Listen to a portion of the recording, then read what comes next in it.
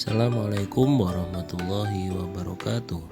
Saya Haidar Ahmad Syah Maulana dari kelas A33 mau menjelaskan ilmu Rijalul Hadis. Apa pengertian Rijalul Hadis? Dari Rijalul Hadis terdapat dua keterangan. Yang pertama, secara bahasa Rijalul Hadis yaitu merupakan bentuk dari kata rojulun, yaitu orang laki-laki. Untuk secara istilah, yaitu kata rijal digunakan untuk mengistilahkan orang yang menerima hadis dari seseorang dan menyampaikan hadis yang telah diterima kepada orang lain. Contoh, saat ada hadis an siapa gitu. Nah, itu yang an titik itu yang dikatakan rijal al-hadis itu. Yang kedua yaitu syarat-syarat. Tentunya ada syarat-syarat rijal al-hadis. Bagaimana seseorang ini bisa dikatakan menjadi rijal al-hadis. Ya, salah satunya yaitu satu, memiliki sifat adil. Adil yang di sini artinya yaitu orang yang adil dalam konteks memenuhi syarat, salah satunya muslim, balik, dan lain-lain. Yang kedua, dobit. Dobit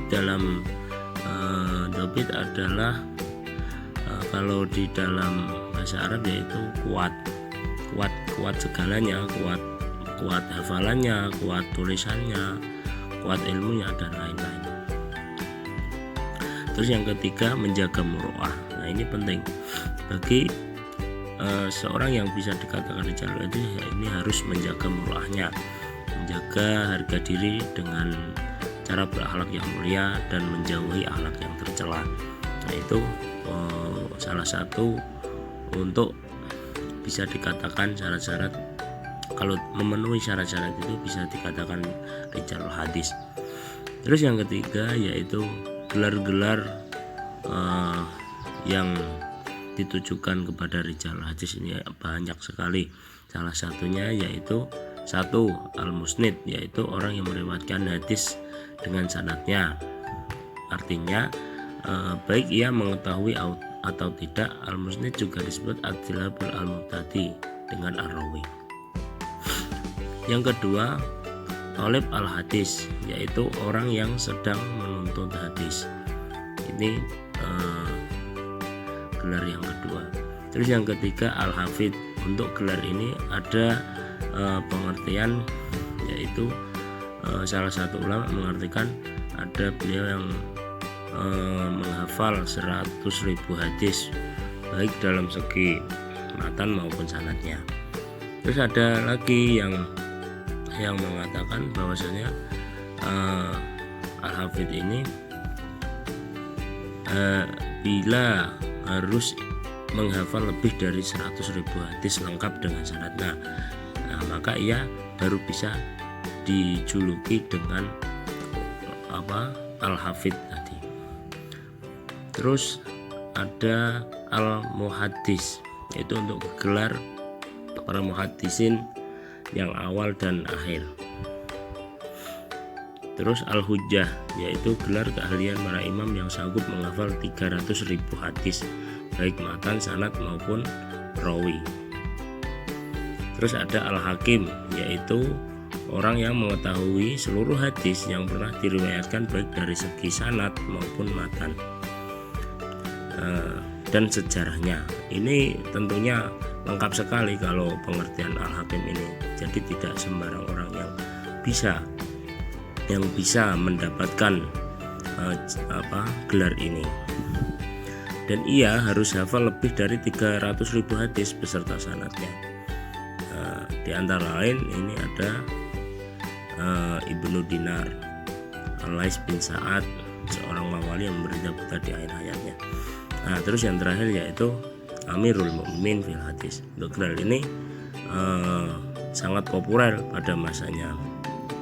Dan gelar ini hanya ditujukan orang-orang yang masyhur pada masanya. Contoh Abdurrahman bin Abdurrahman Al-Madani, Abdullah Syubah bin Ija, Sufyan As-Sawri, Imam Malik bin Anas, Imam Bukhari, dan lain-lain. Nah, lanjut, tadi kita sudah gelar-gelar para gelar-gelar rijalul hadis. Nah, ini selanjutnya tabaqah rijalul hadis. Tabaqah adalah menurut bahasa yaitu memiliki kesamaan dalam suatu sifat. Sedangkan menurut ahli hadis, muhaddisin, tabaqah adalah suatu kaum yang hidup pada satu masa dan memiliki keserupaan dalam umur dan sanad, yakni dalam pengambilan hadis dan para guru tentunya. Dan tentunya yang dimaksud dalam urusan tersebut yaitu satu, bersamaan hidup dalam satu masa, bersamaan tentang umur, bersamaan tentang menerima hadis dan guru-gurunya, dan bersamaan tentang bertemu dengan guru-gurunya juga. Dan itu skema dengan tabaqah itu ada satu, yang pertama tentunya yang pemberi hadis yaitu Rasulullah Shallallahu Alaihi Wasallam. Terus ada dilanjutkan kepada sahabat. Jadi sahabat menangkap perkataan Rasulullah yang enggak perkataan saja, perkataan, tingkah laku dan lain itu jadikan sebuah hadis.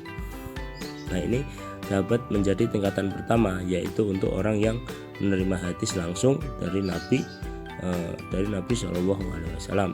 Contoh seperti Abu Hurairah, Anas bin Malik, dan lain-lain. Lanjut setelah sahabat yaitu tabi'in. Nah, tabi'in ini menjadi tingkatan yang kedua, yaitu orang yang menerima hadis dari sahabat, entah itu dari Abu Hurairah, Anas bin Malik, Ibnu Umar atau dan lain-lain. Nah, ini menjadi tingkatan yang kedua. Lalu diturunkan lagi kepada tabi'ut tabi'in, atau kalau di sini atba tabi'in. Nah, itu tingkatan yang ketiga, yaitu generasi sanad. Mereka menerima hadis dari atba tabi'in seperti Amir bin Abdullah. Nah, itu riwayatnya dari yang atasnya. Terus tabi'in turun lagi kepada Syekh Arawi. Nah, Syekh Arawi turun lagi ke perawi. Nah, ini tingkatan yang keempat. Tingkatan yang terakhir yaitu generasi sanad yang keempat setelah Nabi. Dan ketika dihitung dari bawah, mereka adalah gurunya periwayat, orang yang membukakan hadis dan meriwayatkan kita, seperti Abu Syaibah, Abdullah bin Saleh. Nah, jadi itu tadi skema dari urutan-urutan hadis itu sampai sekarang dibukukan terus dibaca kita semua, itu ternyata sangat panjang prosesnya, tidak langsung jadi gitu. Nah, ini mungkin seperti itu. Semoga kita bisa dapat ambil hikmahnya, semoga kita dapat melakukan sunnah-sunnahnya Nabi. Amin Allahumma amin. Sekian, terima kasih. Wassalamualaikum warahmatullahi wabarakatuh.